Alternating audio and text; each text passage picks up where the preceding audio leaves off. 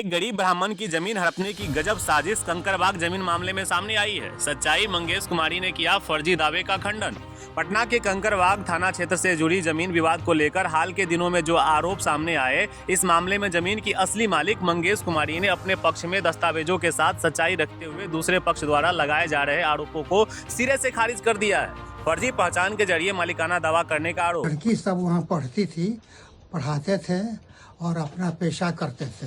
हमको बिगरापुर से मतलब नहीं था। फादर ने हमको कहा कि बेटा ये बैकवर्ड एरिया है, कोई सुविधा नहीं है, तुम पुरंदरेपुर में रह के अपने बाल बच्चा को पढ़ाओ।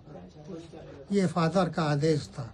तो हम वहीं रहते थे पुरंदरपुर में। और सबका कांटेक्ट जो था ये हमारे फादर के साथ था, सुशील कुमार। ये तो हमको 85 वर्ष में पूछिएगा तो हमको याद रहे। हमारे बाप के 3 बेटा, हम सबसे बड़े। क्या नाम हुआ आपका? है? आपका नाम? मेरा नाम विंध्यवासिनी प्रसाद।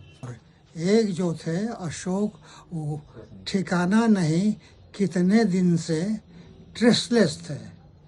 हमारे फादर को भी पता नहीं था। सब कोई समझता था कि वो लॉन्ग डिस्टेंस तक जो नहीं आता है तो यही नहीं समझते हैं कि धरती पर नहीं है। फैक्ट है जी। और कुछ पूछना है? हमारा आई साइट कमजोर है और हम पहचान भी नहीं सकते हैं।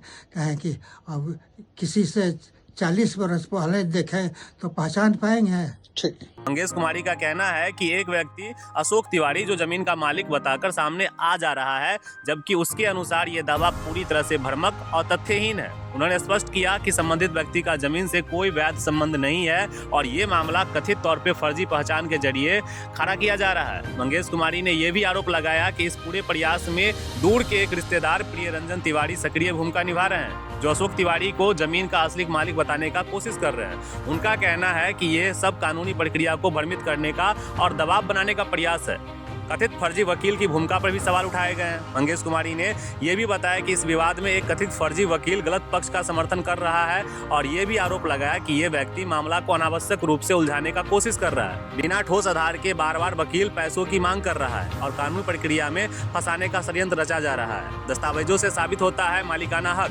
मंगेश कुमारी का दावा है कि जमीन से जुड़े सभी वैध और पंजीकृत दस्तावेज उनके नाम पर स्पष्ट रूप से दर्ज है, जिन्हें वे पहले ही प्रशासन और संबंधित अधिकारियों के समक्ष प्रस्तुत कर चुकी है। उनके नाम पर खड़ा होकर हमारी संपत्ति को हड़पना चाहते हैं, पर वो मेरे चाचा नहीं हैं, क्योंकि मेरे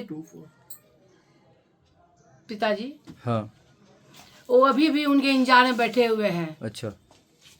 हम लोग भी उन्हीं के इंतजार में बैठे। अगर वो मेरे चाचा होते तो हमसे स्वाभाविक हमसे मिलते।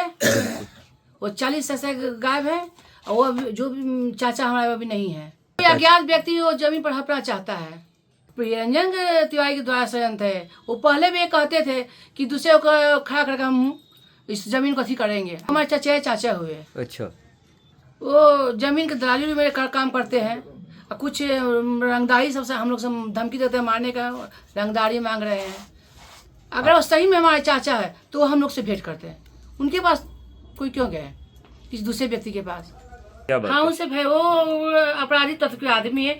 वो हथियार अगर हमेशा रखे रहते हैं और मेरा पति बाहर आते जाते रहते हैं, उनसे हमको भय है, जान मारने का भय है। वो रंगदारी मांगते हैं, जमीन के कब्जा के बारे में रंगदारी मांगते हैं, धमकाते रहते हैं। उनका कहना है कि इसके बावजूद बार फर्जी दावे और गलत जानकारी फैलाकर उनको मानसिक रूप से परेशान किया जा रहा है। प्रशासन से निष्पक्ष जांच की मांग करती हुई मंगेश कुमारी ने कहा, पुलिस और प्रशासन हमारे समक्ष एकदम से निष्पक्ष रहे और हमें कानूनी प्रक्रिया में मदद करने का प्रयास करे। फर्जी पहचान के जरिए जमीन पर दावा करने का भी आरोप लगाया है और कहा कि इसकी जांच होनी चाहिए। गलत पक्ष की मदद करने वाले कथित वकील की भूमिका पर भी जांच की जाए और पूरे मामले को निष्पक्ष कानूनी जांच कर सच्चाई जनता के सामने लाई जाए। जमीन विवाद से जुड़ी बिना पुष्टि की या भ्रामक जानकारी का समर्थन नहीं किया जा सकता। इस मामले में उपयुक्त दस्तावेजों और जमीन मालिक के बयान के आधार पर यह साफ है कि मंगेश कुमारी का पक्ष तथ्यों और आधारित है, जबकि दूसरे पक्ष के आरोप जांच के दायरे में है। न्याय की उम्मीद। मंगेश कुमारी ने कहा कि उन्हें कानून और न्याय व्यवस्था पर पूरा भरोसा है और उन्हें उम्मीद है कि जांच पूरी होने के बाद सच्चाई सामने आएगी, जिससे फर्जी दावे करने वालों पर उचित कार्रवाई भी हो सकेगी।